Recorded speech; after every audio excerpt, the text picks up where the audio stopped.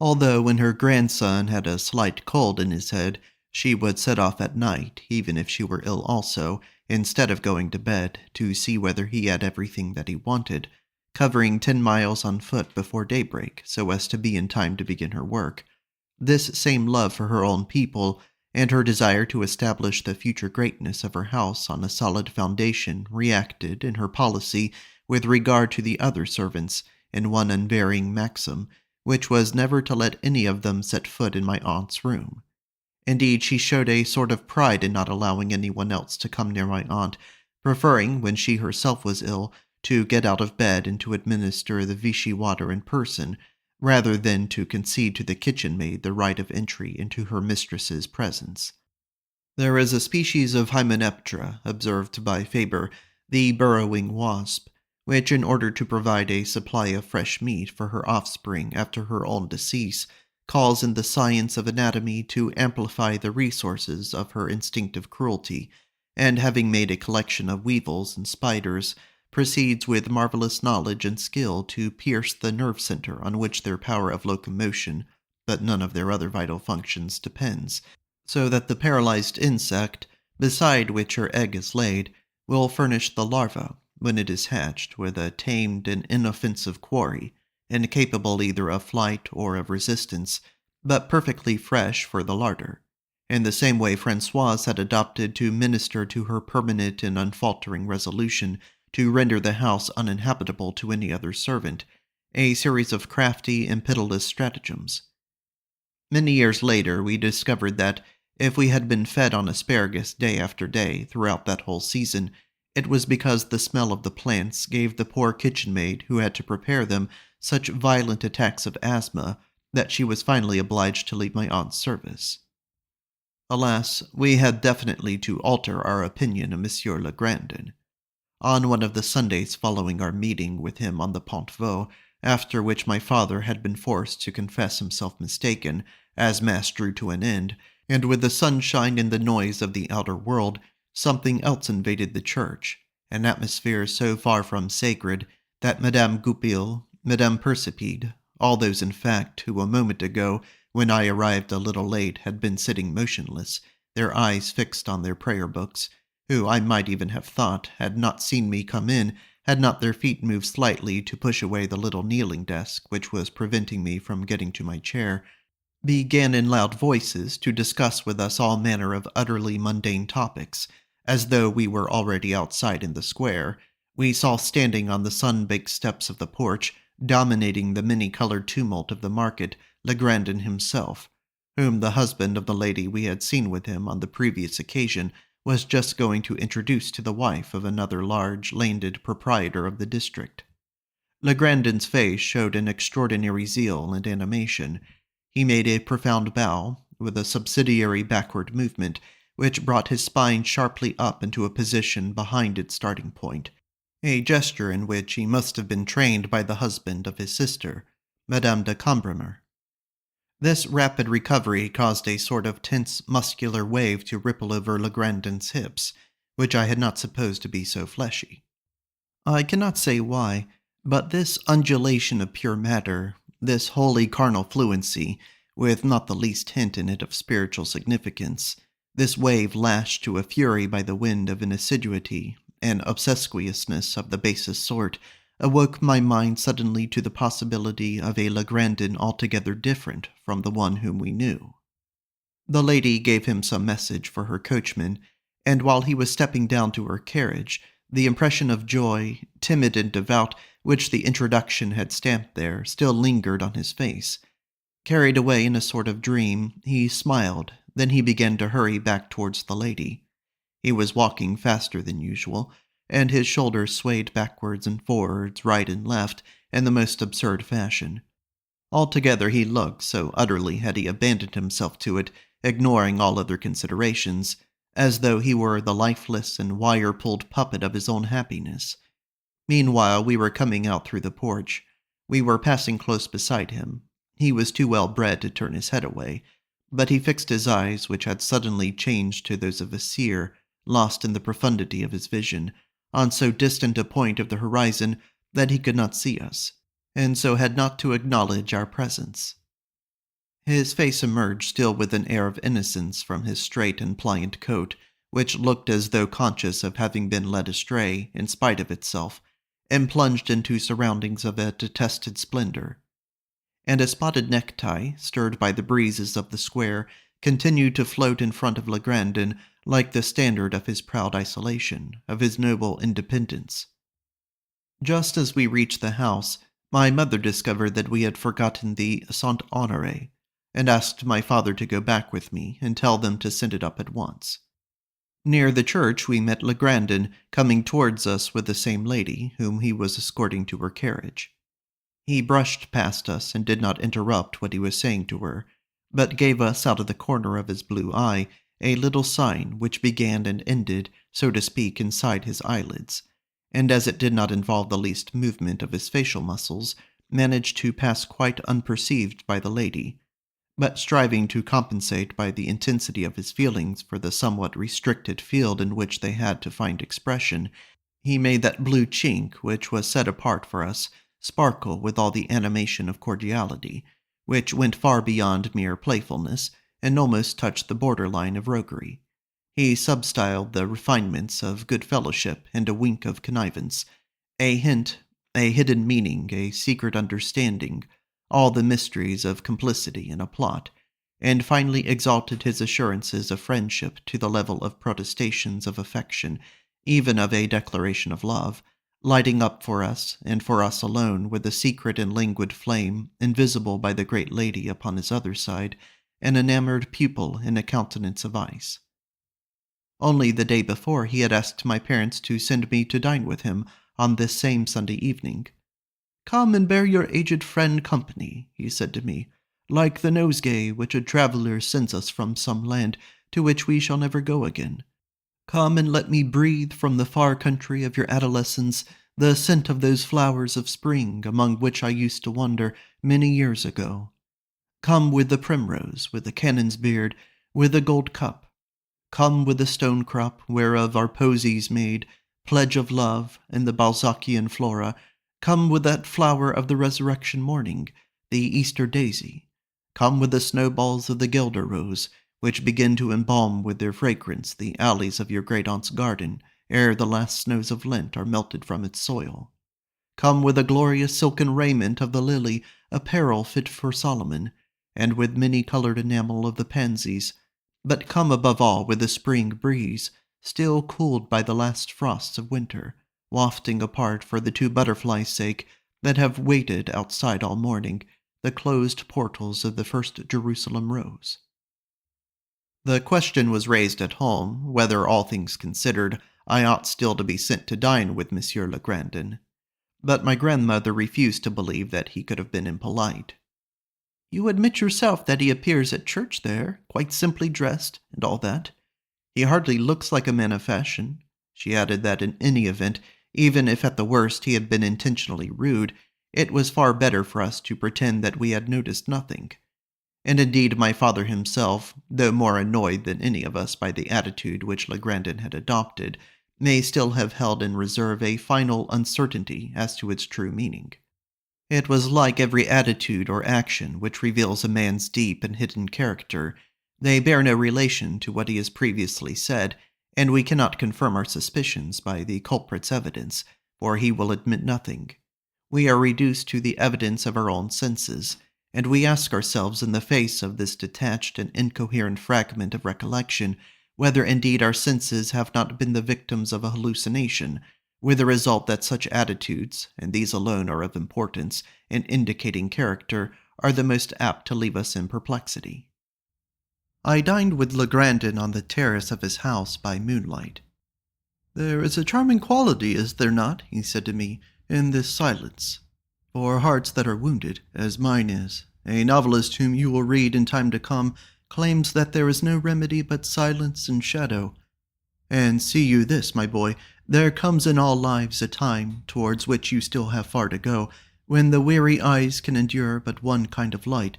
the light which a fine evening like this prepares for us in the still room of darkness, when the ears can listen to no music save what the moonlight breathes through the flute of silence." I could hear what Monsieur Legrandin was saying. Like everything that he said, it sounded attractive, but I was disturbed by the memory of a lady whom I had seen recently for the first time, and thinking now that I knew that Legrandin was on friendly terms with several of these local aristocracy, that perhaps she also was among his acquaintance, I summoned up all my courage and said to him, "Tell me, sir, do you by any chance know the ladies of Gourmont?" And I felt glad because in pronouncing the name, I had secured a sort of power over it, by the mere act of drawing it up out of my dreams and giving it an objective existence in the world of spoken things.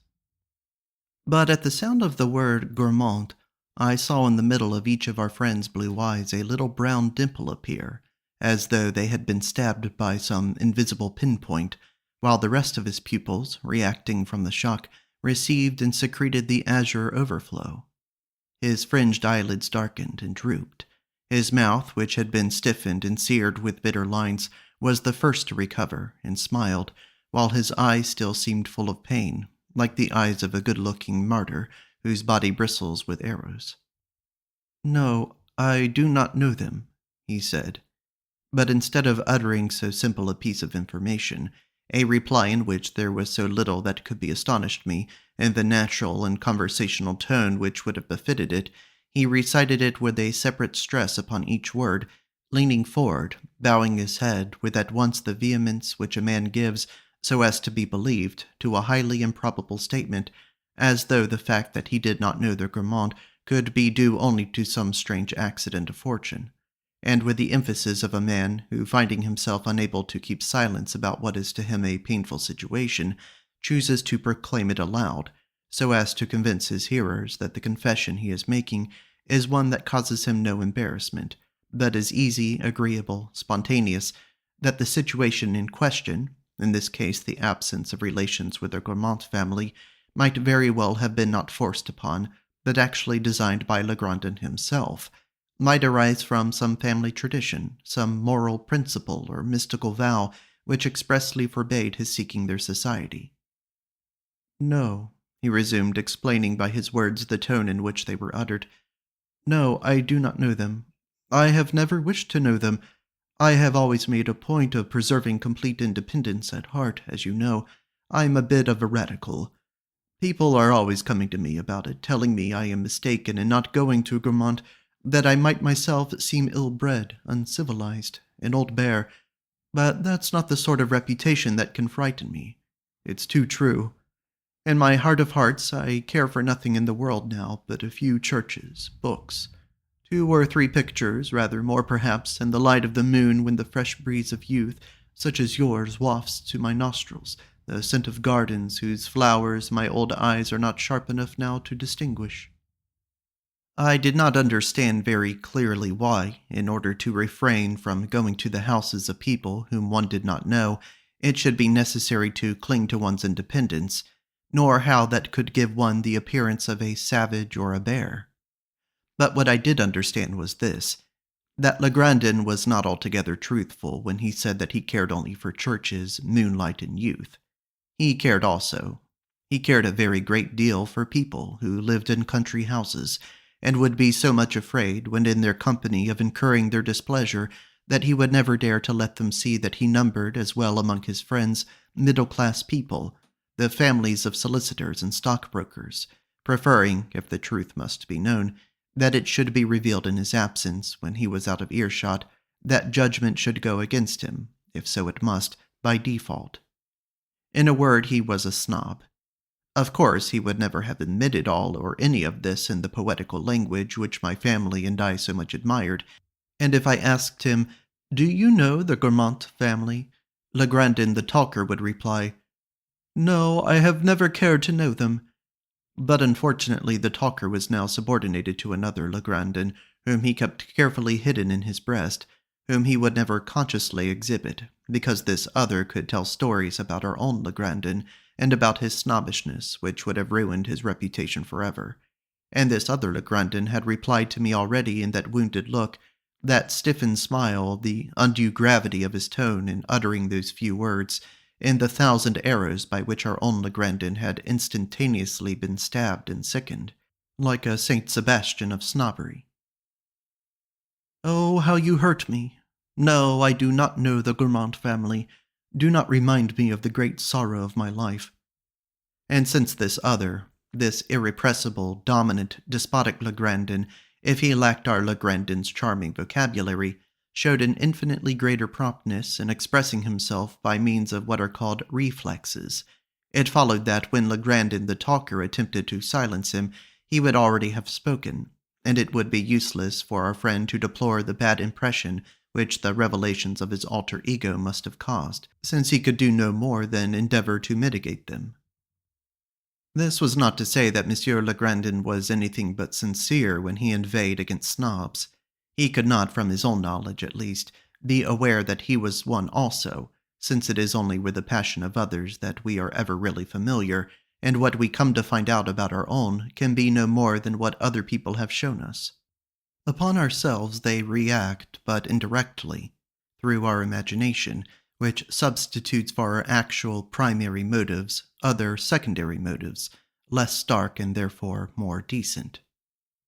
Never had Legrandin's snobbishness impelled him to make a habit of visiting a duchess as such. Instead, it would set his imagination to make that duchess appear in Legrandin's eyes endowed with all the graces. He would be drawn towards the duchess, assuring himself the while that he was yielding to the attractions of her mind and her other virtues, which the vile race of snobs could never understand. Only his fellow snobs knew that he was of their number, for owing to their inability to appreciate the intervening efforts of his imagination, they saw in close juxtaposition the social activities of Legrandin in their primary cause. At home, meanwhile, we had no longer any illusions as to Monsieur Legrandin, and our relations with him had become much more distant. Mamma would be greatly delighted whenever she caught him red-handed in the sin which he continued to call the unpardonable sin of snobbery. As for my father, he found it difficult to take Legrandin's airs in so light and so detached a spirit. And when there was some talk one year of sending me to spend the long summer holidays at Baalbec with my grandmother, he said, "I must most certainly tell Legrandin that you are going to Baalbec, to see whether he will offer you an introduction to his sister. He probably doesn't remember telling us that she lived within a mile of the place." My grandmother, who held that when one went to the seaside one ought to be on the beach from morning to night, to taste the salt breezes, and that one should not know anyone in the place, because calls and parties and excursions were so much time stolen from what belonged by rights to the sea air, begged him on no account to speak to Legrandin of our plans. For already in her mind's eye she could see his sister, Madame de Cambremer, alighting from her carriage at the door of our hotel just as we were on the point of going out fishing, and obliging us to remain indoors all afternoon to entertain her. But Mamma laughed her fears to scorn, for she herself felt that the danger was not so threatening, and that Legrandin would show no undue anxiety to make us acquainted with his sister. And as it happened, there was no need for any of us to introduce the subject to Baalbec, for it was Legrandin himself who, without the least suspicion that we had ever had any intention of visiting those parts, walked into the trap uninvited one evening, when we met him strolling on the banks of the Vivonne. "There are tints in the clouds this evening, violets and blues, which are very beautiful, are they not, my friend?" he said to my father. "Especially a blue which is far more floral than atmospheric, a Chenerea blue, which is not surprising to see in the sky, and that little pink cloud there. Has it not just the tint of some flower, a carnation of hydrangea? Nowhere, perhaps, except on the shores of the English Channel, where Normandy merges into Brittany, have I been able to find such copious examples of what you might call a vegetable kingdom in the clouds. Down there, close to Baalbec, among all those places which are still so uncivilized, there is a little bay, charmingly quiet, where the sunsets of the Og Valley, those red and gold sunsets, which all the same I am very far from despising, seem commonplace and insignificant. For in that moist and gentle atmosphere, these heavenly flower-beds will break into blossom in a few moments, and the evenings incomparably lovely, and often lasting for hours before they fade.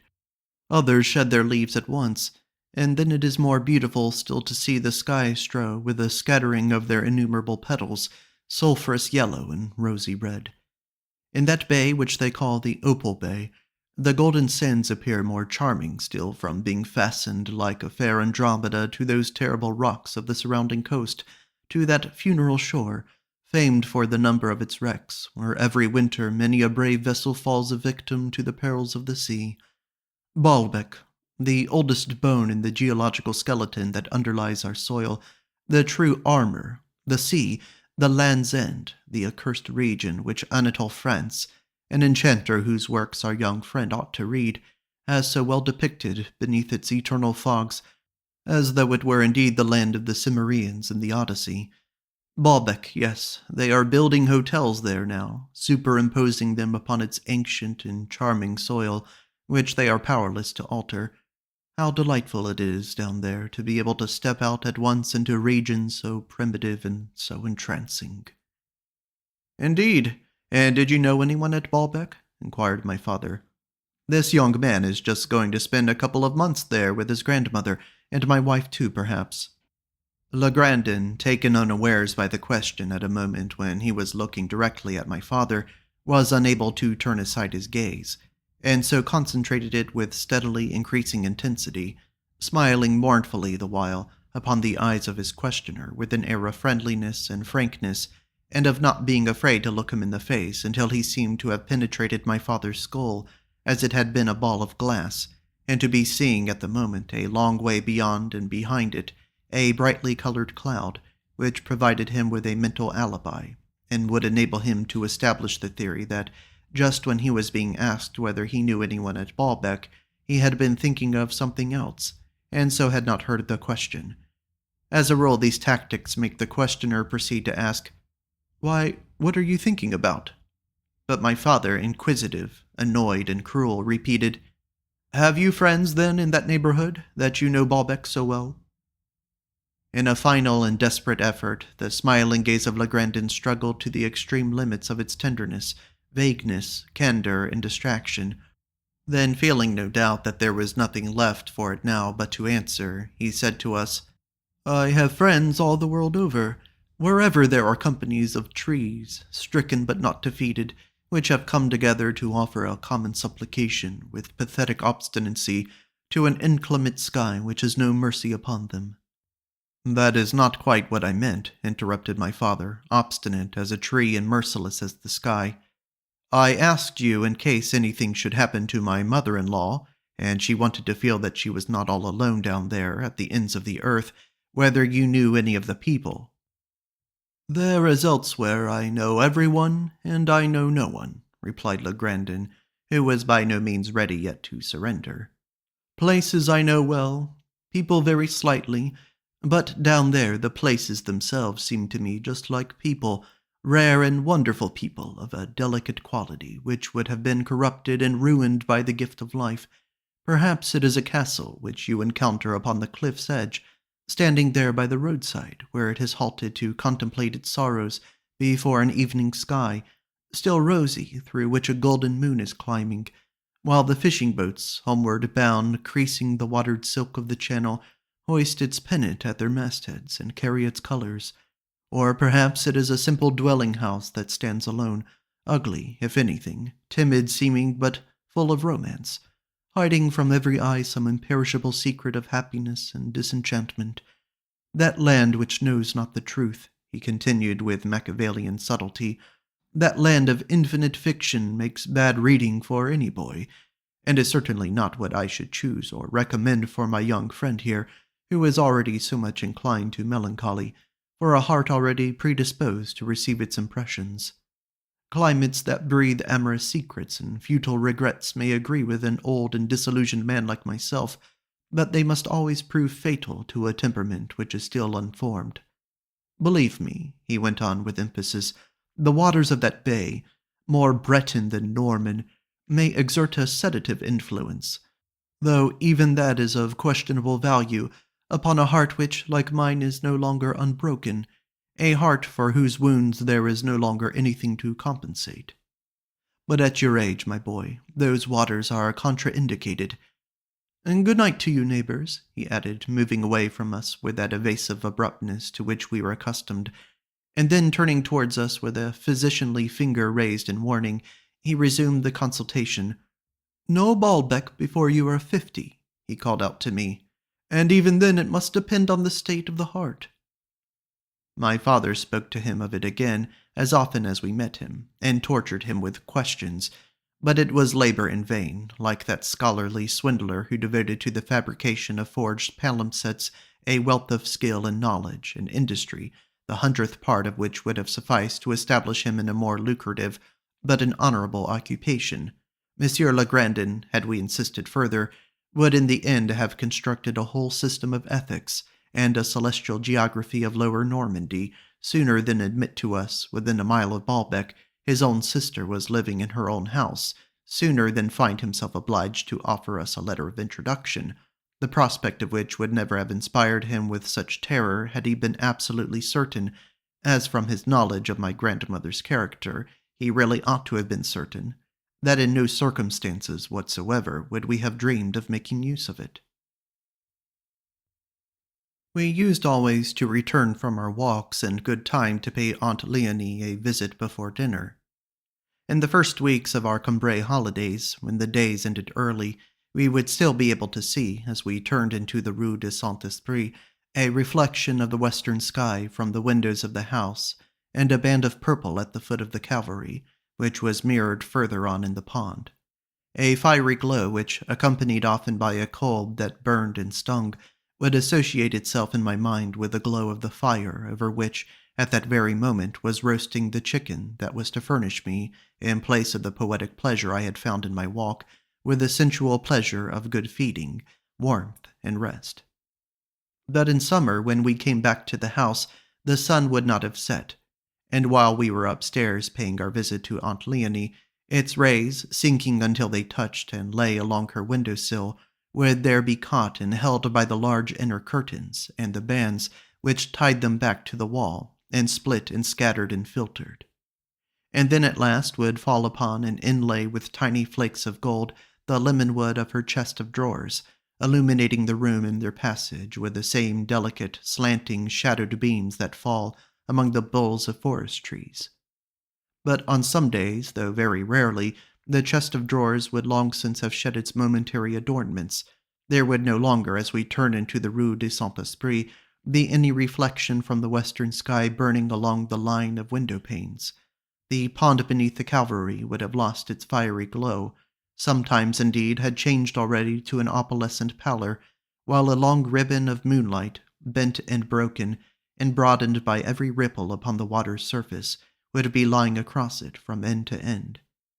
Then, as we drew near the house, we would make out a figure standing upon the doorstep, and Mamma would say to me, "Good heavens! There is Francoise looking out for us. Your aunt must be anxious. That means we are late." And without wasting time by stopping to take up our things, we would fly upstairs to my Aunt Leonie's room to reassure her, to prove her by our bodily presence that all her gloomy imaginings were false, that on the contrary nothing had happened to us, but that we had gone the Guermantes way, and good Lord, when one took that walk, my aunt knew well enough that one could never say at what time one would be home. "There, Francois," my aunt would say, "didn't I tell you that they must have gone the Guermantes way? Good gracious, they must be hungry, and your nice leg of mutton will be quite dried up now after all the hours it's been waiting. What a time to come in! Well, and so you went the Guermantes way." "But, Leonie, I suppose you knew," Mamma would answer. "I thought that Francoise had seen us go by the little gate, through the kitchen garden." For there were, in the environs of Combray, 2 ways, which we used to take for our walks, and so diametrically opposed that we could actually leave the house by a different door according to the way we had chosen. The way towards Méséglise-la-Veneuse, which we called also Swann's way, because to get there one had to pass along the boundary of Monsieur Swann's estate, and the Guermantes way. Of Méséglise-la-Veneuse, to tell the truth, I never knew anything more than the way there, and the strange people who would come over on Sundays to take the air in Combray, people whom this time neither my aunt nor any of us would know at all, and whom we would therefore assume to be people who must have come over from Méséglise. As for Guermantes, I was to know it well enough one day, but that day had still to come, and during the whole of my boyhood If Méséglise was to me something as inaccessible as the horizon, which remained hidden from sight, however far one went, by the folds of a country which no longer bore the least resemblance to the country round Combray, Guermantes, on the other hand, meant no more than the ultimate goal, ideal rather than real, of the Guermantes way, a sort of abstract geographical term like the North Pole or the Equator. And so, to take the Guermantes way, in order to get to Méséglise or vice versa, would have seemed to me as nonsensical a proceeding as to turn to the east in order to reach the west. Since my father used always to speak of the Méséglise way as comprising the finest view of a plain that he knew anywhere, and of the Guermantes way as typical of river scenery, I had invested each of them, by conceiving them in this way as two distinct entities, with that cohesion, that entity which belongs only to the figments of the mind. The smallest detail of either of them appeared to me as a precious thing, which exhibited the special excellence of the whole, while immediately beside them, in the first stages of our walk, before we had reached the sacred soil of one or the other, the purely material roads, at definite points on which they were set down as the ideal view over a plain and the ideal scenery of a river, were no more worth the trouble of looking at them than, to a keen playgoer and lover of dramatic art, are the little streets which happen to run past the walls of a theatre. But above all, I set between them far more distinctly than the mere distance in miles and yards and inches which separated one from the other, the distance that there was between the two parts of my brain, in which I used to think of them, one of those distances of the mind which time serves only to lengthen, which separate things irredeemably from one another, keeping them forever upon different planes.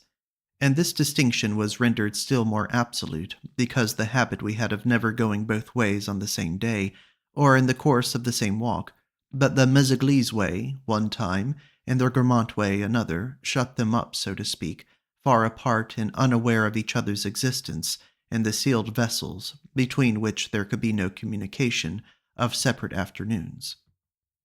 When we had decided to go the Méséglise way, we would start without undue haste, and even if the sky were clouded over, since the walk was not very long, and did not take us too far from home, as though we were not going anywhere in particular but the front door of my aunt's house, which opened onto the Rue de Saint-Esprit.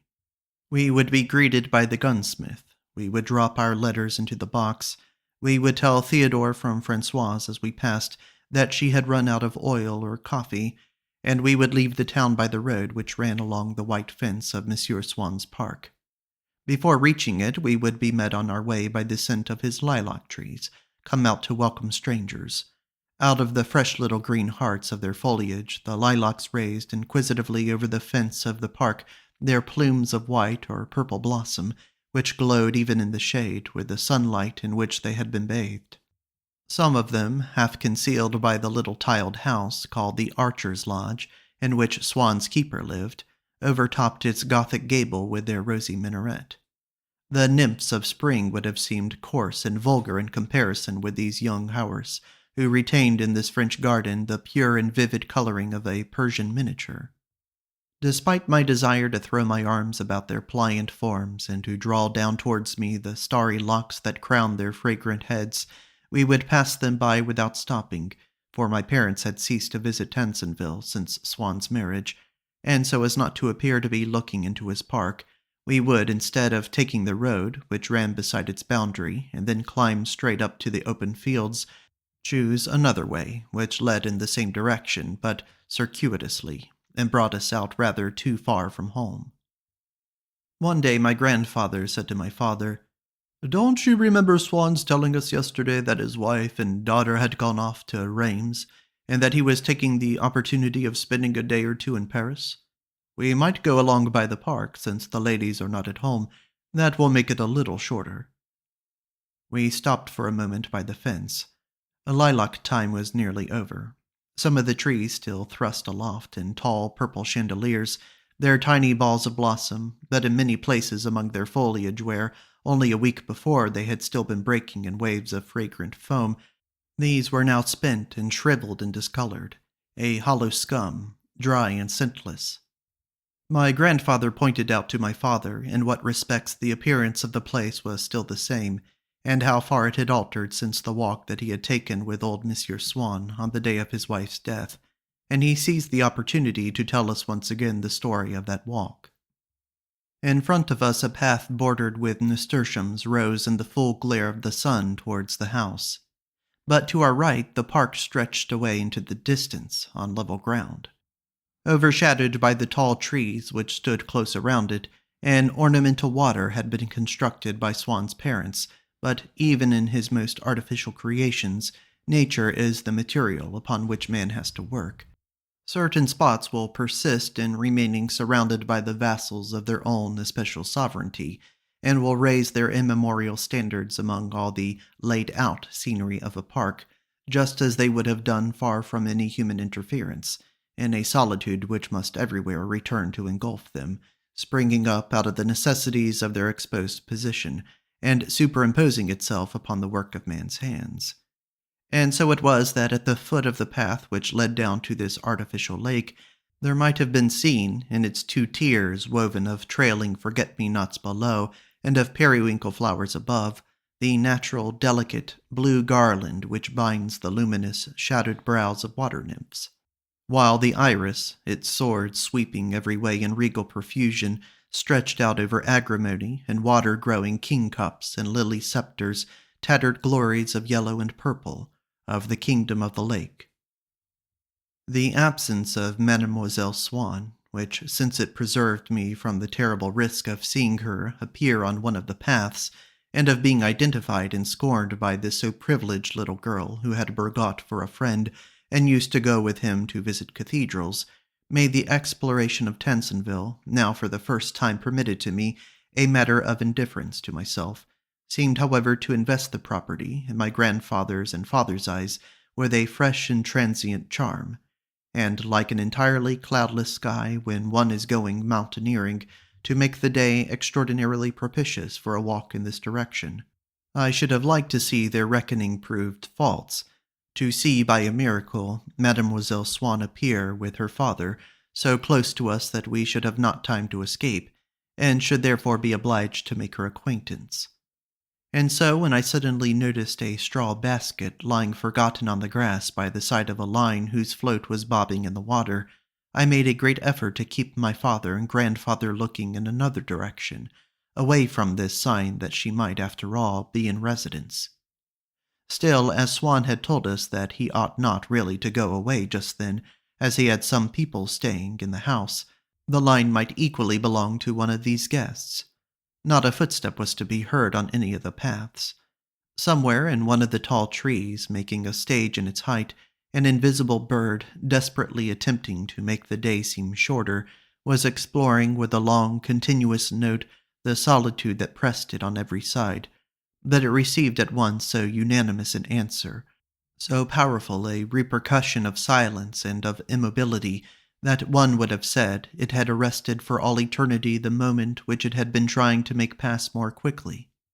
The sunlight fell so implacably from a fixed sky that one was naturally inclined to slip away out of the reach of its attentions, and even the slumbering water, whose repose was perpetually being invaded by the insects that swarmed above its surface, while it dreamed, no doubt, of some imaginary maelstrom, intensified the uneasiness which the sight of that floating cork had wrought in me, by appearing to draw it at full speed across the silent reaches of a mirrored firmament. Now almost vertical, it seemed on the point of plunging down out of sight, and I had begun to ask myself whether, setting aside the longing and the terror that I had of making her acquaintance, it was not actually my duty to warn Mademoiselle Swann that the fish was biting, when I was obliged to run after my father and grandfather who were calling me, and were surprised that I had not followed them along the little path, climbing up hills towards the open fields, into which they had already turned. I found the whole path throbbing with the fragrance of hawthorn blossom. The hedge resembled a series of chapels, whose walls were no longer visible under the mountains of flowers that were heaped upon their altars, while underneath the sun cast a square of light upon the ground, as though it had shone in upon them through a window.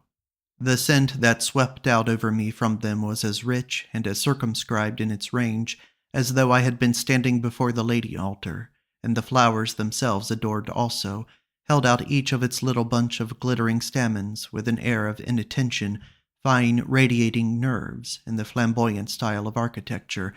like those which in church frame the stair to the rude loft or close the perpendicular tracery of the windows, but here spread out in pools of fleshy white, like strawberry beds in spring.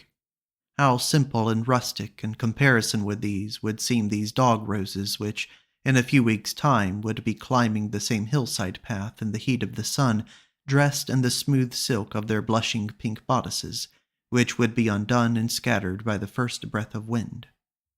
But it was in vain that I lingered before the hawthorns to breathe in, to marshal before my mind, which knew not what to make of it, to lose in order to rediscover their invisible and unchanging odor, to absorb myself in the rhythm which disposed their flowers here and there with the light-heartedness of youth, and at intervals as unexpected as certain intervals of music. They offered me an indefinite continuation of the same charm, in an inexhaustible profusion, but without letting me delve into it any more deeply, like those melodies which one can play over 100 times in succession without coming any nearer to their secret. I turned away from them for a moment, so as to be able to return to them with renewed strength.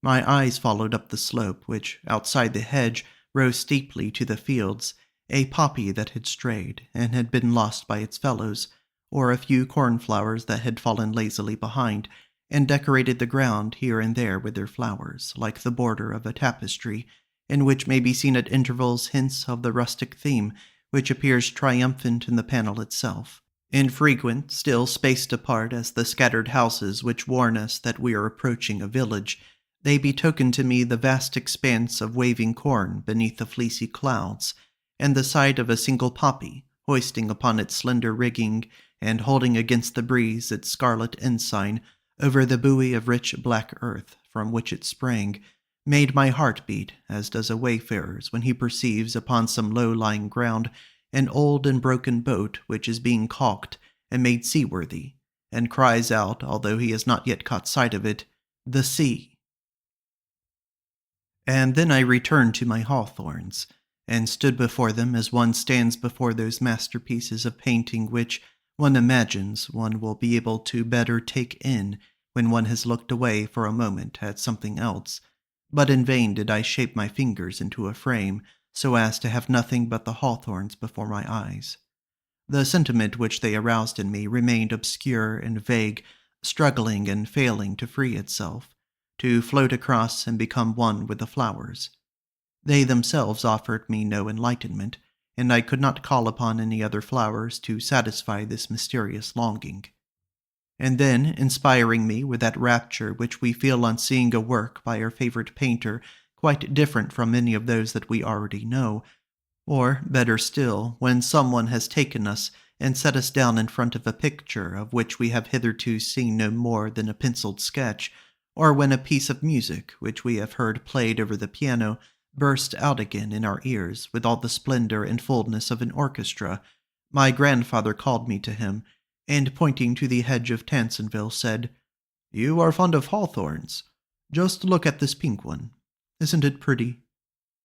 And it was indeed a hawthorn, but one whose flowers were pink, and lovelier even than the white. It, too, was in holiday attire, for one of those days which are the only true holidays, the holy days of religion, because they are not appointed by any capricious accident, as secular holidays are appointed, upon days which are not specially ordained for such observances, which have nothing about them that is essentially festal. But it was attired even more richly than the rest, for the flowers which clung to its branches, one above another, so thickly as to leave no part of the tree undercoated, like the tassels wreathed about the crook of a rococo shepherdess, were every one of them in color, and consequently of a superior quality, by the aesthetic standards of Combray, to the plain, if one was to judge by the scale of prices at the stores in the square, or at Camus, where the most expensive biscuits were those whose sugar was pink. And for my own part, I set a higher value on cream cheese when it was pink, when I had been allowed to tinge it with crushed strawberries. And these flowers had chosen precisely the color of some edible and delicious thing, or of some exquisite addition to one's costume for a great festival, which colors, inasmuch as they make plain the reason for their superiority, are those whose beauty is more evident to the eyes of children, and for that reason must always seem more vivid and more natural than any other tints, even after the child's mind has realized that they offer no gratification to the appetite, and have not been selected by the dressmaker. And indeed I had felt at once, as I had felt before the white blossom, but now still more marveling, that it was in no artificial manner, by no device of human construction, that the festal intention of these flowers was revealed, but that it was nature herself who had spontaneously expressed it, with the simplicity of a woman from a village shop, laboring at the decoration of a street altar for some procession, by burying the bush in these little rosettes, almost too ravishing in color, this rustic pompadour. High up on the branches, like so many of those tiny rose trees, there are pots concealed in jackets of paper lace, whose slender stems rise in a forest from the altar on the greater festivals. 1,000 buds were swelling and opening, paler in color, but each disclosing as it burst, as at the bottom of a cup of pink marble, its blood-red stain, and suggesting even more strongly than the full-blown flowers the special, irresistible quality of the hawthorn tree, which wherever it budded, wherever it was about to blossom, would bud and blossom in pink flowers alone. Taking its place in the hedge, but as different from the rest as a young girl in holiday attire among a crowd of dowdy women in everyday clothes, who are staying at home, equipped and ready for the month of Mary, of which it seemed already to form a part. It shone and smiled in its cool, rosy garments, a Catholic bush indeed, and altogether delightful. The hedge allowed us a glimpse inside the park of an alley bordered with jasmine, pansies, and verbenas, among which the stalks held open their fresh plump purses,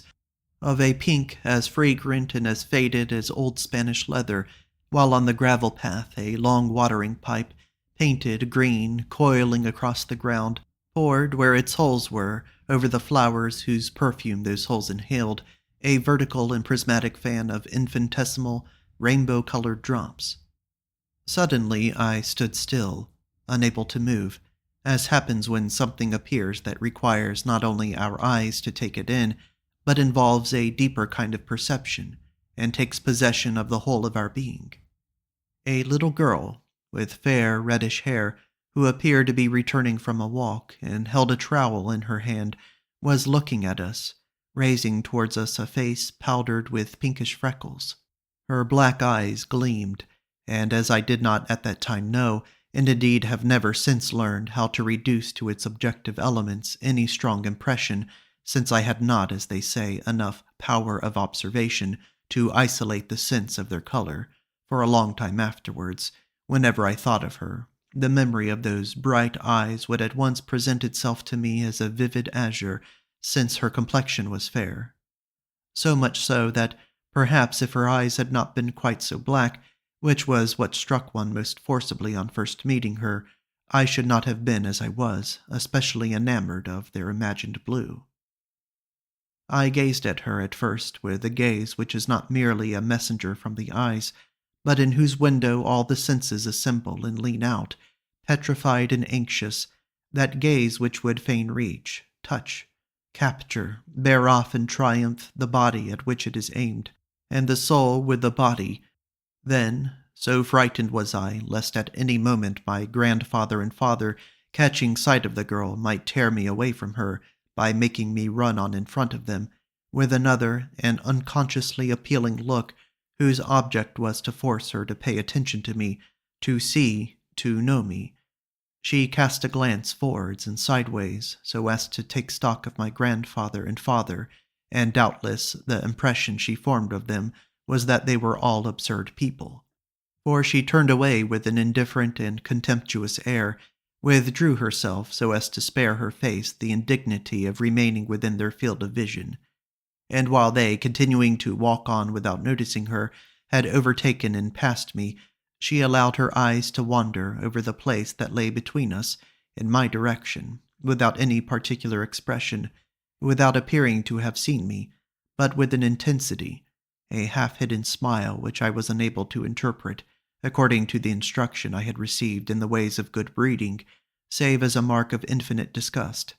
And her hand, at the same time, sketched in the air an indelicate gesture, for which, when it was addressed in public to a person whom one did not know, the little dictionary of manners which I carried in my mind supplied only one meaning, namely a deliberate insult. "Gilbert, come along. What are you doing?" called out in a piercing tone of authority a lady in white whom I had not seen until that moment, while a little way beyond her a gentleman in a suit of linen ducks, whom I did not know either, stared at me with eyes which seemed to be starting from his head. The little girl's smile abruptly faded, and seizing her trowel she made off without turning to look again in my direction, with an air of obedience inscrutable and sly. And so was wafted to my ears the name of Gilbert, bestowed on me like a talisman, which might perhaps enable me some day to rediscover her whom its syllables had just endowed with a definite personality, whereas a moment earlier she had been only something vaguely seen. So it came to me, uttered across the heads of the stocks and jasmines, pungent and cool as the drops which fell from the green watering pipe, impregnating and irradiating the zone of pure air through which it had passed, which it set apart and isolated from all the other air, with the mystery of the life of her whom its syllables designated to the happy creature that lived and walked and travelled in her company, unfolding through the arch of pink hawthorn which opened at the height of my shoulder, the quintessence of their familiarity, so exquisitely painful to myself, with her, and with all that unknown world of her existence into which I should never penetrate.